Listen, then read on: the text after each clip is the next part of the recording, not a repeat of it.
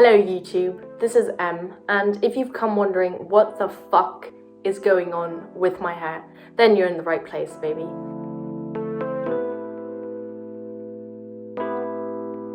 I'm making a video all about hair types, how to determine yours, and why it matters when it comes to taking better care of your hair. This explanation comes in 5 parts, with hair porosity, hair density, hair texture, hair elasticity, and hair wave pattern. I will also do a rundown of my own hair's characteristics so you can keep that example in mind.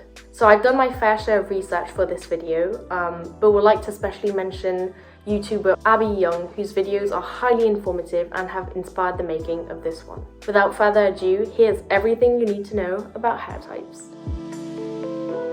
Hair porosity is basically how your hair absorbs and retains moisture, otherwise known as water, and it is also referred to as how porous your hair is. I know. And so basically, although a lot of it can be genetically determined, it is generally said that undamaged, healthy hair is low in porosity, and heat or colored damaged hair is higher in porosity.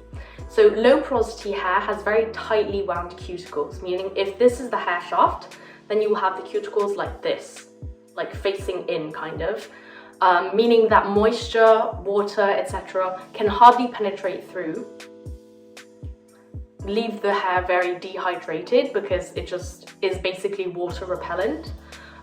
So this kind of hair has enough protein in it to kind of structure the hair and fill in any awkward gaps. But it also means that it needs products that have more moisture and less protein in them. So sometimes this type of hair is very protein sensitive, which means that when there's too much protein in hair products, then it becomes very frizzy, or it becomes very like straw-like, extremely stiff, and just unpleasant in general. Little, like smaller molecules get absorbed much more effectively, rather than large molecules and heavier creams, heavier oils that may just sit in the hair and produce build-up. And build-up is just something you don't want because it can weigh the hair down, and it can also prevent the absorption of future products that are necessary for your hair care. So next, let's talk about high porosity. High porosity is characterized by cuticles that are open wide, and so if this is the hair shaft, once again you have the cuticles like this, like facing outwards, and this means that there are many little awkward gaps between parts of the hair, and resulting in moisture easily seeping in but also easily escaping. So what you need is some protein, because damaged hair usually lacks the proteins that are the building blocks of hair. You need protein to kind of fill in those gaps and aid in moisture retention and just overall health of the hair. So larger molecules and proteins in hair products are recommended, and you may also find yourself needing more moisture just because the moisture, when your hair is very, very heavily damaged and the cuticles are wide open, can just seep out and not be absorbed at all. So I will leave in the description box a link that kind of explains proteins in more detail with different types and different categories of proteins and what their functions are, like what their uses are for hair, which one is for you, because it can be a bit, let's say, confusing to kind of understand all of this at once, especially when like all proteins and different moisturizing ingredients have like many different names and all that. So that will be linked in the description for you to kind of explore in your own time. One way to determine if your hair is high porosity, low porosity, or in the middle, which is medium porosity, small ass, is you can place a strand of your hair in water and you can see if it sinks fast, if it floats, or if it sinks very, very gradually. So hair that sinks very fast is high porosity, as you guys may have already made the link. So it's going to just like trap all that water and then sink right to the bottom. Whereas low porosity hair may even look like it's like laying on top of the water, not even touching it, because of how well it repels the water. So low porosity hair tends not to sink at all, or sink very, very, very gradually.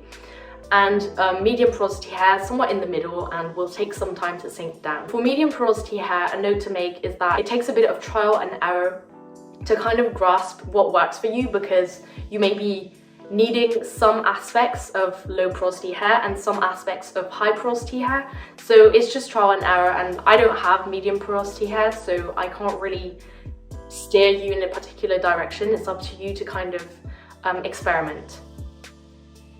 Now let's talk about hair density and hair texture. So hair density is related to how many actual hairs are sitting on your head. So if you have a lot of hairs on your head, then you have thick hair. But if you have very little hairs on your head, such as if you see like large gaps where you can see your scalp, then you have rather thin hair. This is not to be confused with hair texture, which is how thick or thin the actual strands, individual strands of hair are. So if like your strand, you can feel it between your fingers and you can kind of like see it from afar, then you probably have coarse hair. Whereas if you can't feel it between your fingers and you can't really see it, or you can barely see it on its own, then you have fine hair. So I know this can be confusing and it can lead to a shit ton of but I assure you, once you get the grasp of the vocabulary, then you will be perfectly fine with handling these terms. Hair elasticity is how far you can stretch your hair, individual strand, before it comes back to its original position. So hair elasticity is in a way determined by hair porosity and is strongly linked to moisture for the following reasons. If you have a piece of hair that barely stretches out and breaks almost immediately, then you probably have too much protein in your hair compared to the moisture content, which, as you recall, probably, I hope, is linked to low porosity hair. But if your strand stretches out a lot and doesn't even come back to its original place, so if it's like stretching and then just doesn't bounce back, then you probably have a lot of moisture compared to protein content in your hair. If you are somewhere in between, meaning that you can stretch your strand of hair and it will come right back, this is a good indicator of balanced and overall healthy hair. The hair wave pattern is basically, as you may have noticed on yourself, the way your hair is shaped. So this may be straight, this may be wavy, this may be curly, this may be coily. And so there are 4 types, with type 1 being straight, type 2 being wavy, with subtypes A, B and C. So A is always least tightly coiled and C is most tightly coiled. Type 3 is curly and type 4 is coily, also known as kinky. Not to be confused with the BDSM version of kinky.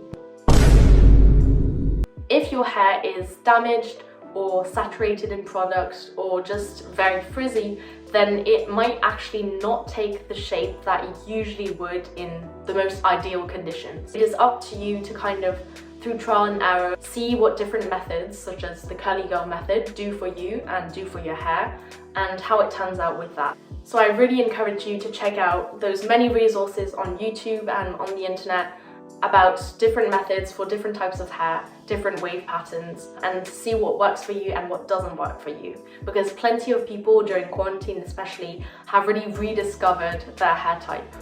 Psych, that was not the last part of this video. The last part is actually now, where I go through the different criteria, but in relation to my hair. So my hair is low porosity, which means that it is quite in need of hydration.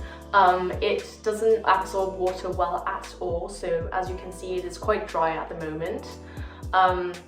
My hair is also, as I'm sure you can observe, quite thick in density, and the individual hairs are quite coarse as well. So plenty of thickness in this area. You see, I'm not lacking. And then my hair is very low in elasticity. Actually, it has nothing at all. I can demonstrate right now.